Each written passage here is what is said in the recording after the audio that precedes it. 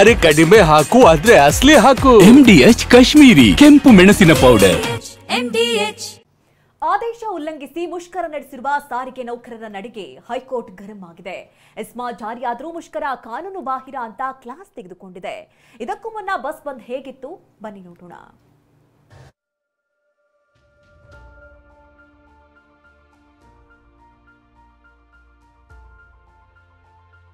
High court ಆದೇಶ. ನಿನ್ನೆಯಷ್ಟೇ ಸಾರಿಗೆ ನಿಗಮಗಳಿಗೆ ಒಂದು ದಿನ ಮುಷ್ಕರ ಮುಂದೂಡುವಂತೆ ಹೈಕೋರ್ಟ್ ಆದೇಶಿಸಿತ್ತು. ಆದರೆ ಇದ್ಯಾವುದನ್ನು ಲೆಕ್ಕಿಸದ ಸಾರಿಗೆ ನಿಗಮಗಳ ಸಿಬ್ಬಂದಿ ಮುಷ್ಕರ ಹಮ್ಮಿಕೊಂಡಿದ್ರು. ಇದೀಗ ಸಾರಿಗೆ ಮುಷ್ಕರ ಪ್ರಶ್ನಿಸಿ ಸಲ್ಲಿಸಲಾಗಿದ್ದ PIL ಅರ್ಜಿ ವಿಚಾರಣೆ ನಡೆಸಿದ ಹೈಕೋರ್ಟ್ ಬಸ್ ಹತ್ತದೆ ಮುಷ್ಕರ ನಡೆಸಿದ ಸಾರಿಗೆ ನಿಗಮಗಳಿಗೆ ತರಾಟೆಗೆ ತೆಗೆದುಕೊಂಡಿದೆ.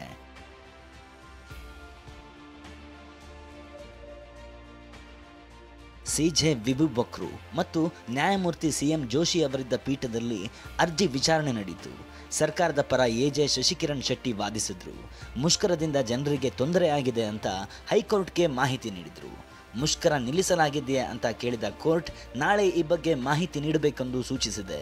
ಇಲ್ಲದಿದ್ದರೆ ನಾಳೆಯೇ ನ್ಯಾಯಾಂಗ ನಿಂದನೆ ಕೇಸ್ ದಾಖಲಿಸುವುದಾಗಿ ಸಾರಿಗೆ ಸಂಘಟನೆಗಳ ಪರ ವಕೀಲರಿಗೆ ಹೈಕೋರ್ಟ್ ಎಚ್ಚರಿಕೆ ನೀಡಿತು. ಇಷ್ಟೂ ಅಲ್ಲದೆ ಸಾರಿಗೆ ಸಂಘಟನೆಗಳ ಜಂಟಿ ಕ್ರಿಯಾ ಸಮಿತಿ ಪದಾಧಿಕಾರಿಗಳ ಬಂಧನಕ್ಕೆ ಆದೇಶಿಸಲಾಗುವುದು ಅಂತಾನೂ ಎಚ್ಚರಿಸಿತು.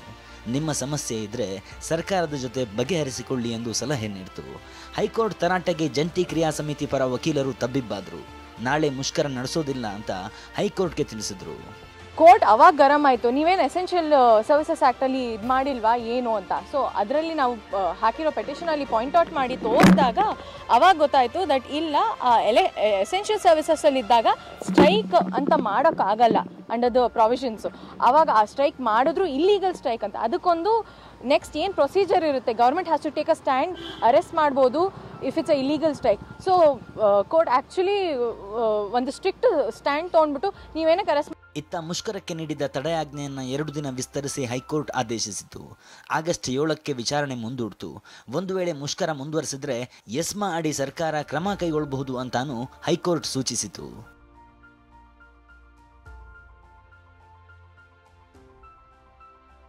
ಸಾರಿಗೆ ಮುಷ್ಕರದ ಬಗ್ಗೆ ಕೋರ್ಟ್ ಕೆಂಡಾಮಂಡಲ ಆಗ್ತಿದ್ದಂತೆ ಸಾರಿಗೆ ಮುಖಂಡರು ತಂಡ ಹೊಡೆದಿದ್ದಾರೆ. ಈ ಬಗ್ಗೆ ಬೆಂಗಳೂರಿನಲ್ಲಿ ಮಾತನಾಡಿದ ಜಂಟಿ ಕ್ರಿಯಾ ಸಮಿತಿ ಅಧ್ಯಕ್ಷ ಅನಂತ ಸುಬ್ಬರಾವ್, ಸಾರಿಗೆ ಸಿಬ್ಬಂದಿ ಎಲ್ಲರೂ ಈ ಕ್ಷಣದಿಂದಲೇ ಕರ್ತವ್ಯಕ್ಕೆ ಹಾಜರಾಗಿ ಅಂತ ಸೂಚನೆ ಕೊಟ್ಟರು. ಕೋರ್ಟ್ ಇಂಥ ಒಂದು ಆದೇಶ ಆಗಿದೆ, ನಮ್ಮ ವಕೀಲರಿಗೆ ಹೇಳಿದ್ದಾರೆ, ಅದರಿಂದ ಸಾಧ್ಯವಷ್ಟು ಶೀಘ್ರವಾಗಿ ಕರ್ತವ್ಯಕ್ಕೆ ನೀವು ರಿಪೋರ್ಟ್ ಮಾಡ್ಕೊಳ್ಳಿ ಅಂತ ವರ್ಕರ್ಸ್ ಕೇಳಿದ್ದೀವಿ. ಇನ್ನು ನಿಮ್ಮ ಮುಷ್ಕರದ ತಯಾರಿ ಮತ್ತು ಮುಷ್ಕರದಿಂದ ಸ್ವಲ್ಪ ಗೇನ್ಸ್ ನಾವು ಮಾಡಿದ್ದೀವಿ, ಮುಂದೆ ಹೋಗಿದೆ ನಮ್ಮ ಚಳುವಳಿ. ಹೈಕೋರ್ಟ್ ಆದೇಶದ ಬೆನ್ನಲ್ಲೇ ಬಸ್ ಸಂಚಾರ ಪುನರಾರಂಭಗೊಂಡಿದೆ.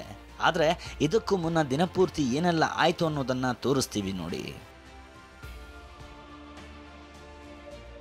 ಬೆಳಗ್ಗೆ 6 ಗಂಟೆಗೆ ಮುಷ್ಕರ ಶುರುವಾಯಿತು. ಬಸ್ ಸಂಚಾರ ಬಂದ್ ಆಗಿದ್ರಿಂದ ಕೆಲಸಗಳಿಗೆ ಹೋಗೋರು ಪರದಾಡುವಂತಾಯಿತು. ಹೀಗಾದರೆ ನಾವು ಜೀವನ ಹೇಗೆ ಮಾಡೋದು ಅಂತ ಬೆಂಗಳೂರಿನ ಜನ ಆಕ್ರೋಶ ಹೊರಹಾಕಿದ್ರು. ಬಸ್ಗಳು ಸ್ಟ್ರೈಕ್ ಮಾಡಿದ್ರೆ ಎಷ್ಟು ಬಡವ್ರಿಗೆಲ್ಲ ಎಷ್ಟು ಪ್ರಾಬ್ಲಮ್ ಆಗುತ್ತೆ.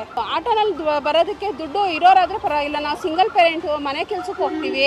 38 ತಿಂಗಳ ಬಾಕಿ ವೇತನ ಸೇರಿದಂತೆ 12 ಬೇಡಿಕೆ ಈಡೇರಿಸುವಂತೆ ಸಾರಿಗೆ ಸಿಬ್ಬಂದಿ ಮುಷ್ಕರಕ್ಕೆ ಕರೆ ಕೊಟ್ಟಿದ್ರು. CM ಮನವಿಗೂ ಜಗ್ಗದೆ ಕೋರ್ಟ್ ಮುಷ್ಕರಕ್ಕೂ ಕ್ಯಾರೆ ಅನ್ನದೇ ಸಾರಿಗೆ ನೌಕರರು ಬಸ್ ಹತ್ತದೆ ಮುಷ್ಕರ ನಡೆಸಿದ್ರು.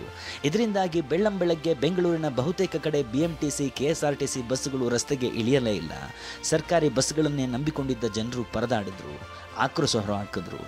ಅವರು ಡಿಮ್ಯಾಂಡ್ ಬಟ್ ಇನ್ನು ಜಾಸ್ತಿನೇ ಇದು ಮಾಡ್ತಾ ಇದ್ದಾರೆ. 50 ರೂಪೀಸ್ 70 ರೂಪೀಸ್ ಜಾಸ್ತಿನೇ ಇದು ಮಾಡ್ತಾ ಇದ್ದಾರೆ. ಇನ್ನು ಬೆಂಗಳೂರಿನ ಮೆಜೆಸ್ಟಿಕ್ ಬಸ್ ನಿಲ್ದಾಣದಲ್ಲಿ ಯಾವಾಗಲೂ ಸರ್ಕಾರಿ ಬಸ್ಗಳೇ ಇರ್ತಿದ್ವು. ಆದರೆ ಇವತ್ತು ಖಾಸಗಿ ಬಸ್ಗಳು ಸಹ ಎಂಟ್ರಿ ಕೊಟ್ಟಿದ್ವು. ಸದ್ಯ ನಾನೀಗ ಟರ್ಮಿನಲ್ 2ನ ಒಳಭಾಗದಲ್ಲಿದ್ದೀನಿ. ದೃಶ್ಯದಲ್ಲಿ ನಿಮಗೂ ಕೂಡ ತೋರಿಸ್ತಾ ಇದ್ದೀನಿ. ಖಾಸಗಿ ಬಸ್ಗಳು ಈಗಾಗಲೇ ಕೂಡ ಮೆಜೆಸ್ಟಿಕ್ ಬಸ್ ನಿಲ್ದಾಣಕ್ಕೆ ಬಂದಿರುವಂಥದ್ದು. ಆದರೆ ಖಾಸಗಿ ಬಸ್ಗಳಲ್ಲಿ ಓಡಾಡಲಿಕ್ಕೆ ಪ್ರಯಾಣಿಕರು ಒಂದಷ್ಟು ಹಿಂದೇಟ್ ಆಗ್ತಿದ್ದಾರೆ. ಇಲ್ಲಿ ನೋಡಿ, ಇಷ್ಟು ಬಸ್ಗಳು ನಿಂತಿದೆ, ಪ್ರಯಾಣಿಕರು ಒಬ್ಬರೋ ಇಬ್ಬರೋ ಇದ್ದಾರೆ ಅನ್ನೋದನ್ನು ಬಿಟ್ಟರೆ ಸಂಪೂರ್ಣವಾಗಿ KSRTC ಬಸ್ಗಳಿಗೆ ಪ್ರಯಾಣಿಕರು ಕಾಯ್ತಾ ಇದ್ದಾರೆ. ಬೆಂಗಳೂರಿನ ಶಾಂತಿನಗರದಲ್ಲಿ ಬಸ್ ಇಲ್ಲದೆ ಯುವತಿಯೋರ್ವಳು ಪರದಾಡಿದ್ರು. ವೇಟಿಂಗ್ ಫ್ರಮ್ ಲೈಕ್ 15-20 minutes ಇಂದ ವೇಟ್ ಮಾಡ್ತಿದ್ದೆ. I couldn't see any. Koramangala ಹೋಗಬೇಕಾಗಿದೆ.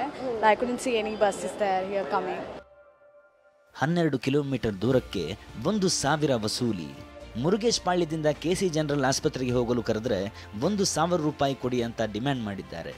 ಅದು ಕೇವಲ 12 ಕಿಲೋಮೀಟರ್ ದೂರಕ್ಕೆ. ಮುರುಗೇಶಪಾಳ್ಯದಿಂದ ಬರ್ಬೇಕಂದ್ರೆ ಬಸ್ ಇಲ್ಲ, ಆಟೋಕ್ಕೆ 1000 ರೂಪಾಯಿ ಕೇಳ್ತಾವ್ರೆ, ಎಲ್ಲಿಂದ ತಂದು ಕೊಡೋಣ ಸರ್? ಇದಿಷ್ಟೇ ಅಲ್ಲ, ಸರ್ಕಾರಿ ಬಸ್ಗಳನ್ನೇ ನಂಬಿಕೊಂಡಿದ್ದ ಬಡ ಪ್ರಯಾಣಿಕರು ಆಕ್ರೋಶ ಹೊರಹಾಕಿದ್ರು. ಎಲ್ಲರಿಗೂ ತೊಂದರೆ ಆಗುತ್ತೆ ಸರ್, ಯಾಕಂದ್ರೆ ಅದು BMT ಬಸ್ ಇಲ್ಲ ಅಂದ್ರೆ ಆಟೋ ಟ್ಯಾಕ್ಸಿಯವರು 1-2 ಇದು ಮಾಡ್ತಾರೆ. ನಾವೆಲ್ಲ ಕೂಲಿ ಕೆಲಸ ಮಾಡೋರು ಬಸ್ ಇದ್ರೆ ನಮಗೆ ಒಳ್ಳೇದಾಗತ್ತೆ, ಇಲ್ಲ ಅಂದ್ರೆ ಇದು ತೊಂದರೆ ಆಗತ್ತೆ ಸರ್. ಇನ್ನು ಬಸ್ ಇಲ್ಲದಿದ್ದರಿಂದ ಕೆಲ ಕಡೆಗಳಲ್ಲಿ ವಿದ್ಯಾರ್ಥಿಗಳು ಪರದಾಟ ಅನುಭವಿಸಿದ್ರು. ಸರ್ಕಾರಕ್ಕೆ ತಲೆಬುಡ ಇಲ್ಲ ಅಂತ ಕೆಂಡಕಾರಿದ್ರು. ಎಫೆಕ್ಟ್ ಆಗ್ತಾ ಇದೆ. ನಾವು ಇರೋಬ್ಬರ ಕೆಲಸ ಬಿಟ್ಟು ಮಕ್ಕಳನ್ನ ಕರ್ಕೊಂಬರಂಗಾಯ್ತು. ಸರ್ಕಾರಕ್ಕೆ ತಲೆ ಬುಡ ಇಲ್ಲ, ಏನು ಫ್ರೀ ಕೊಡಬೇಕು ಏನು ಫ್ರೀ ಕೊಡಬಾರ್ದು ಅದು ಹೇಳೋರಿಲ್ಲ. ಬರೀ ಅವರು ಓಟ್ಗಾಗಿ ಅವ್ರ ಅಧಿಕಾರಕ್ಕಾಗಿ ಏನು ಬೇಕೋ ಮಾಡ್ತಾರೆ. ಸ್ಯಾಂಡಲ್ವುಡ್ ಹಿರಿಯ ನಟ ಹೊನ್ನವಳ್ಳಿ ಕೃಷ್ಣ ಬಸ್ ಇಲ್ಲದೆ ಪರದಾಡಿದ್ರು. ಕೆಂಪೇಗೌಡ ಬಸ್ ನಿಲ್ದಾಣದಲ್ಲಿ ಪತ್ನಿಯೊಂದಿಗೆ ಗಂಟೆಗಟ್ಟಲೆ ಕಾದ್ರೂ ಬಸ್ ಸಿಗಲಿಲ್ಲ. ಇದನ್ನ ಅವರು ಬಂದು ನೋಡಿದ್ರೆ ಗೊತ್ತಾಗುತ್ತೆ ಆ ಕಷ್ಟ ಎಲ್ಲ ಅವ್ರು ಬಂದು ಇಲ್ಲಿ ನೋಡಿದ್ರೆ ಗೊತ್ತಾಗುತ್ತೆ. ಇನ್ನು ಕೆಂಪೇಗೌಡ ಏರ್ಪೋರ್ಟ್ಗೆ ಕೋಲ್ಕತ್ತಾದಿಂದ ಬಂದ ಪ್ರಯಾಣಿಕರೊಬ್ಬರು ಪರದಾಡಿದ್ರು. ನನಗೆ ಬಸ್ ಬಂದ್ ಬಗ್ಗೆ ಗೊತ್ತಿರಲಿಲ್ಲ ಅಂದ್ರು. ಪ್ರಾಬ್ಲಮ್ ಇತ್ತು ಅಂತ ಗೊತ್ತಿದ್ದಿಲ್ಲ, ಇಲ್ಲಿಗೆ ಬಂದ್ಬಿಟ್ಟೆ ಗೊತ್ತಾಗಿದ್ದು. ಇಲ್ಲಿ ಬಂದ್ಬಿಟ್ಟು ಆದರೆ ಬಸ್ ಇವಾಗ ಕಾಣ್ತಾ ಇದೆ. ನಿಮಗೆ ಶಾಂತಿನಗರ ಹೋಗಬೇಕು. ನಾನು ಕಲ್ಕಟ್ಟಾಯಿಂದ ಬಂದಿದ್ದೀನಿ. ಸಾರಿಗೆ ಸಂಸ್ಥೆಯಲ್ಲಿ ಕೆಲಸ ಮಾಡ್ತಿರೋರು ಮನುಷ್ಯರಲ್ವಾ ಸರ್? ಅವರಿಗೆ ಹೆಂಡತಿ ಮಕ್ಕಳು ಇಲ್ವಾ ಅಂತ ಸರ್ಕಾರದ ವಿರುದ್ಧ BMTC ವಾಯುವಜ್ರ ಚಾಲಕ ಮಹಾಲಿಂಗಯ್ಯ ಕಣ್ಣೀರು ಹಾಕಿದ್ರು.